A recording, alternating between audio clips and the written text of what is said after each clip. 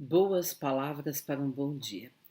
Chegando quase ao fim das nossas 2 semanas em homenagem às mulheres, a grandes mulheres, a histórias e poesias e contribuições de grandes mulheres através da história que furaram o bloqueio do machismo.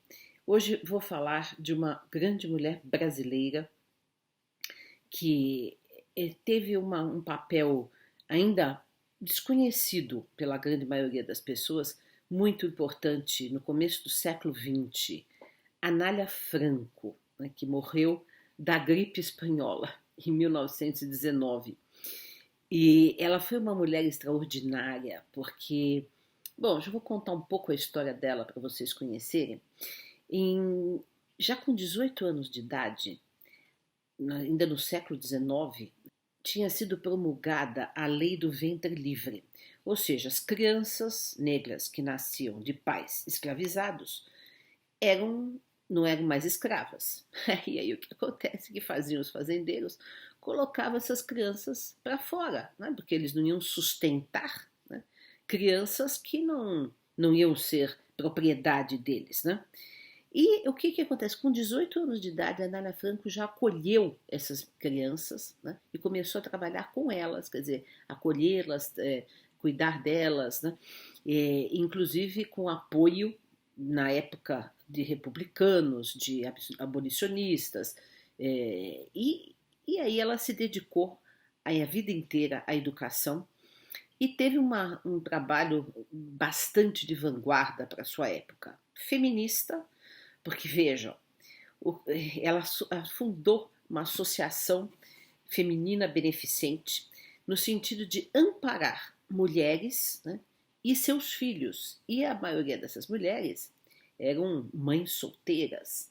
E a maioria desses filhos eram filhos ou órfãos ou filhos de mães solo, né, que na época era um escândalo, que na época era uma fonte de exclusão total da sociedade. Né?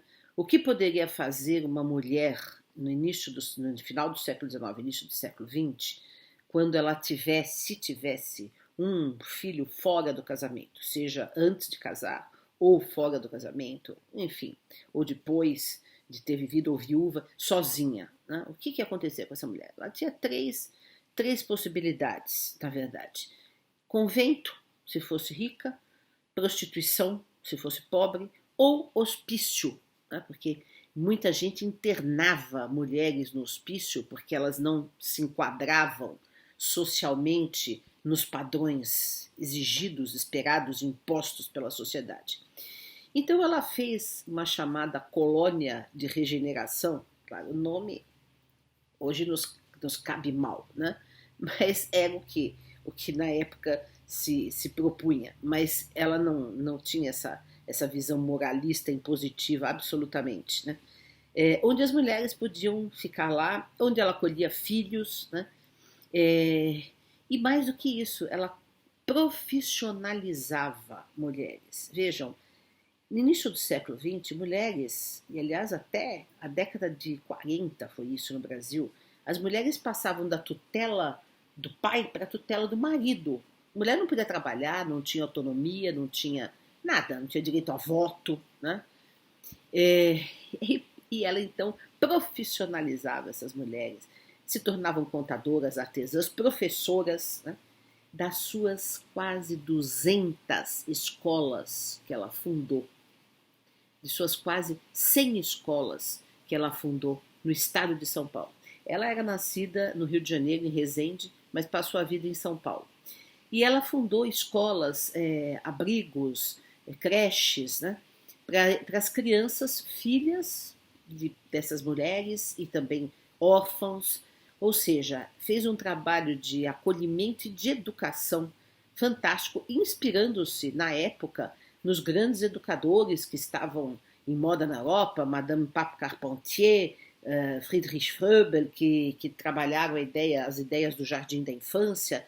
Ela foi inspirada por essas referências, mas abriu um campo novo, tanto que até na Universidade de São Paulo há trabalhos de pessoas não espíritas sobre ela, que reconhecem que ela teve uma contribuição importante, porque ela era espírita, mas não usava a educação como meio de doutrinação ou de catequese, né? Nas suas escolas havia uma atitude interreligiosa, né? Muito atual, né?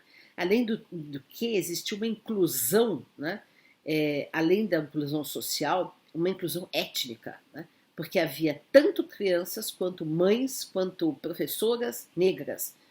Estamos nos primeiros anos do século XX, quando havia no Brasil um processo de branqueamento da raça. Tanto que os imigrantes foram chamados para cá porque considerava-se que, sabe, o brasileiro era muito escuro, muito mesclado, muito misturado, era muito pardo, tinha que ter uma infusão de sangue branco no Brasil, né? E ela, assim como Eurípides Bassanufo, outro educador espírita também do começo do século XX, faziam essa inclusão étnica. Então, ela foi uma mulher excepcional, publicou revistas, publicou livros, artigos em jornal, militou, primeiro foi republicana, antes do advento da República, depois se decepcionou com a República, porque viu que a República não tinha trazido a igualdade e que ela imaginava para a sociedade, a oportunidade de educação para todos. Lutou tremendamente porque era um momento de grande miséria no Brasil, né, nas primeiras décadas do século XX, não tinha saneamento básico, não tinha hospitais, e ela saía pelo interior de São Paulo junto com um grupo de meninas que tinha uma banda feminina, das primeiras bandas femininas no Brasil, e também um grupo de teatro de meninas, né? Ia se apresentando em várias cidades do interior para angariar fundos para suas escolas. E a maçonaria também ajudou, dizem, o Dr. Tomás Novelino, que era discípulo, que estudou com ela, dizia que era uma única mulher que podia falar dentro da maçonaria, que era aceita pela maçonaria. Perseguida politicamente, perseguida pela Igreja Católica por ser espírita, né? Mas teve uma vida de muita produção, tanto teórica, porque ela escreveu muito, quanto prática, né? Oferecendo à sociedade brasileira as primeiras escolas infantis e o primeiro cuidado com a primeira infância. Então, Anália Franco é a nossa grande mulher de hoje, que de fato deixou uma contribuição importante. Nós temos na editora Comênios um livro sobre ela, né? Que é da Samantha Lodge e da Eliane de Cristo. Eu vou colocar aqui o link embaixo se vocês tiverem interesse de conhecer mais sobre a vida dela. Essas foram as nossas boas palavras para um bom dia.